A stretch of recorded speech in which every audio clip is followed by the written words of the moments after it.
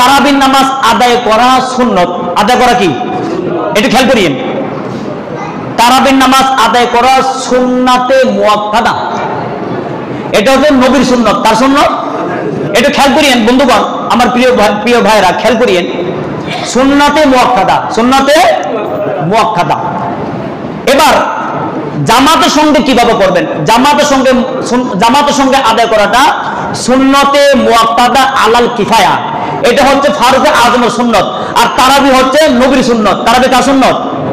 খেয়াল করিয়েন, তারাবি নবীর সুন্নত, কিন্তু জামাতের সাথে পড়াটা ফারুকে আজমের সুন্নত। সুবহানাল্লাহ বলবেন না? ব্যস্ত আছে তো। জামাতের সঙ্গে পড়াটা সুন্নতে মুআক্কাদা আলাল কিফায়া। যদি এলাকার 200 জন মানুষের মধ্যে 50 জন ব্যক্তি যদি মসজিদের মধ্যে আসে, গোটা এলাকা সাহাবার মালিক হয়ে যাবে। 200 বলুন সুবহান। এই জন্য আপনি যদি জামাত ধরতে না পারেন, আপনার কোনো গুনাহ হবে। ইসলাম তো আপনাকে অনেক সুযোগ করে দিয়েছেন। আপনার মা মারা গিয়েছেন, আপনার বাবা মারা গিয়েছেন, আপনার মেয়ে বিবাহ দিবেন, আপনি ব্যস্ত আছেন, আপনি বিদেশ থেকে এসেছেন। ইসলাম বলতেছে তোমার ভাই যেহেতু 10 জন মসজিদে আছে, তোমাকে যেতে হবে না, কিন্তু নামাজ পড়তে হবে। নামাজ আপনি বাসায় পড়েন, কিংবা মসজিদে পড়েন, কিংবা বাজারে পড়েন, অফিসে পড়েন, নামাজ আপনাকে পড়তে হবে। কারণ তারাবির নামাজ সুন্নতে মুআক্কাদা, এটা ছাড়া যাবে না। এবার আসুন, যেটা নিয়ে দ্বন্দ্ব করে, অনর্থক বুঝে না, অনর্থক বুঝে না, একটা সাধারণ বাচ্চার মতো কথা।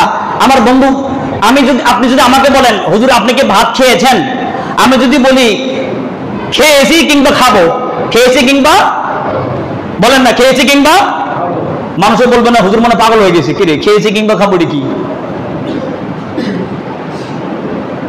আপনি যদি সূরা তারাবিহ সুন্নত বলেন, আপনি যদি খতম তারাবিহ সুন্নত বলেন, তাহলে আপনি কোনটা পড়বেন?